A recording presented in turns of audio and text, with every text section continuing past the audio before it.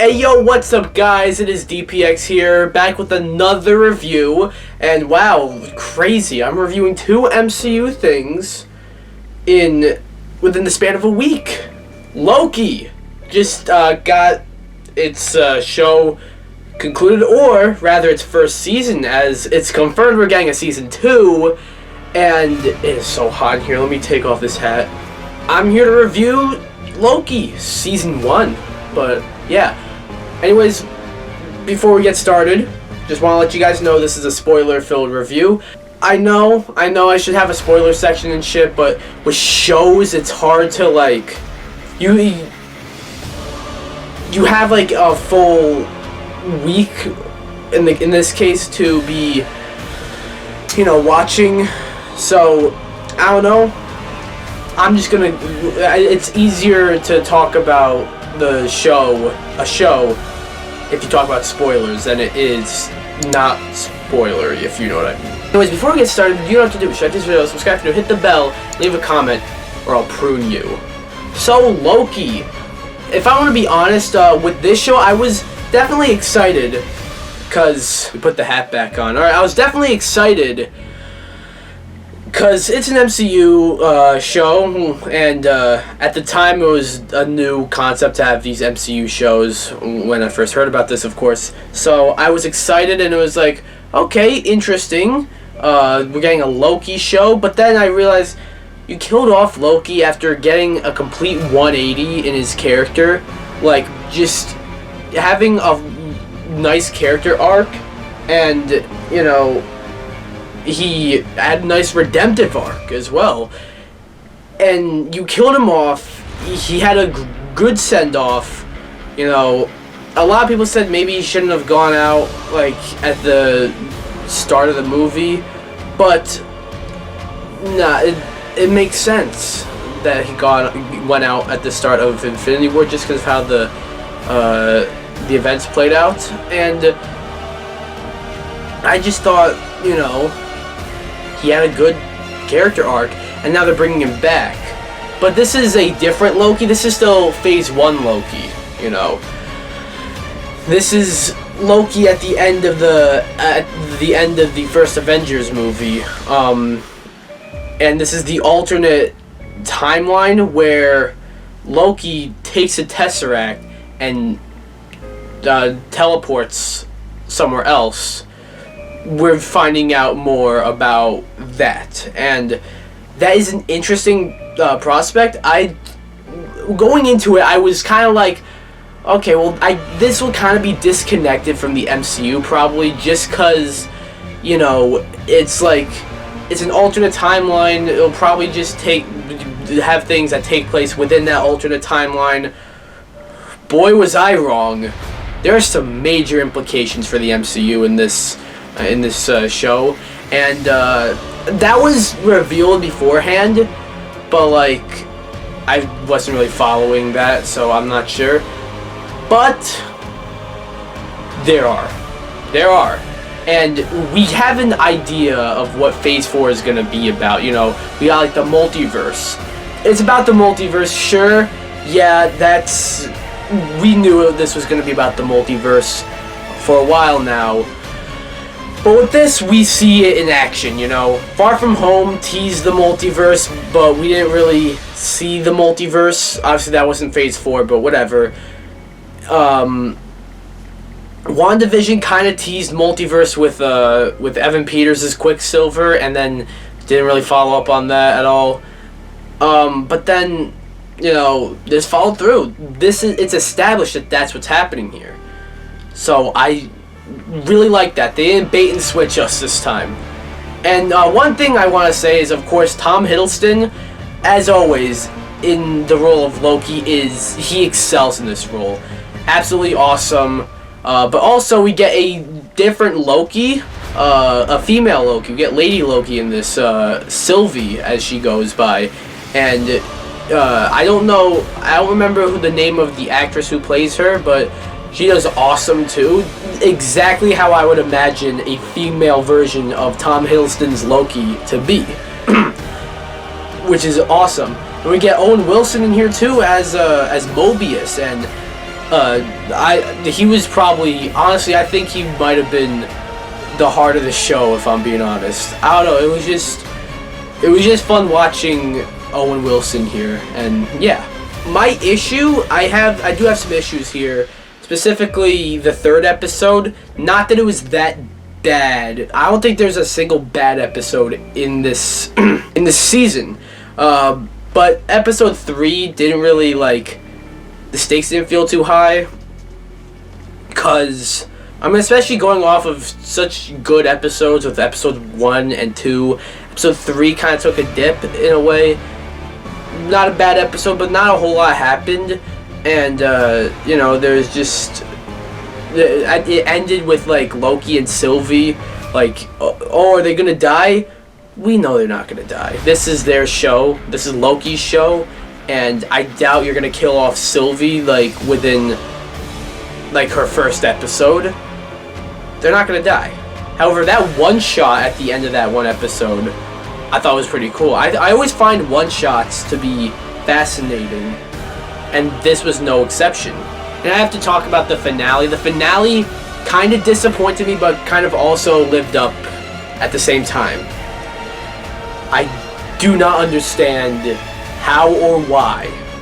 But, you see, it kind of disappointed just because I would have liked to see a little more...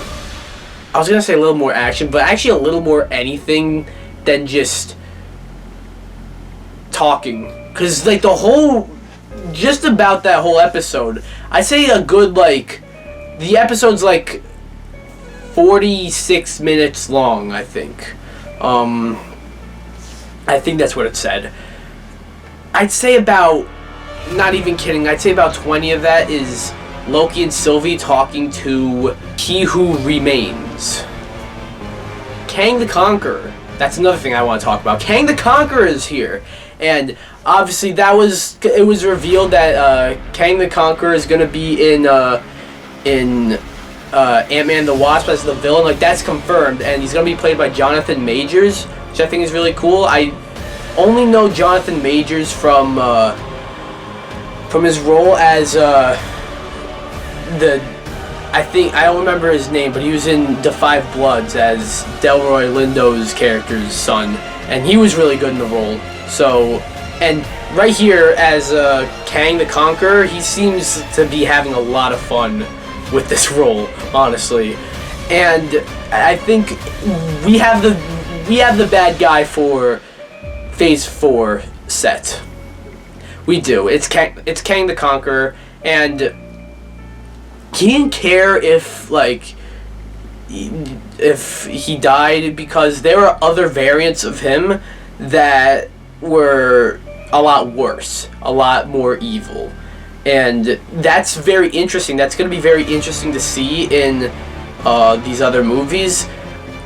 So yeah. And there are also reports that Loki is going to be in Doctor Strange in the Multiverse of Madness, and a lot's apparently going to be happening in that film. I'm pretty sure I heard reports that Wanda was supposed to be in Doctor Strange. So, like, and there's some rumors that maybe Agatha Harkness will be in Doctor Strange, and now we're getting Loki in there, and plus it's dealing with the whole, like, multiverse stuff. So, like... And now Loki. So there's going to be a lot to look forward to in Doctor Strange, I guess. But there seems to be a lot going on with the MCU at the moment. Not quite sure where we're going. In a month we're getting What If, and it's about like a bunch of alternate timelines. That seems to be like an extension of what this show is. So, I'm not sure if it's like, you know, maybe like, we're getting a season 2 of Loki, so maybe if we can see some of the alternate timelines in What If be seen in some way in Loki season 2, which I think would be interesting. One thing I found weird, but I think I was supposed to find this weird, was the relationship between Loki and Sylvie. It makes sense, sort of narcissistic, you know, but Loki falls in love with a female version of himself. At the end of the season, he shares a kiss on the lips with Sylvie himself. And once they showed these two together, like in episode 3, when they were we spent the whole episode seeing them with each other, I was kind of thinking like, okay, I have a feeling as to where this is going, and I'm not quite sure I like that, because hey Loki, this is you, alright? This is you. But upon, thinking more about it, it's very fitting for Loki to, find love in himself. He falls in love with a female version of himself. And that's fitting for him. There's a lot to Loki, honestly. A lot to even make a spoiler episode of my podcast. I don't know if I'll do that though. Just because I got a lot on this channel coming up soon. Who knows?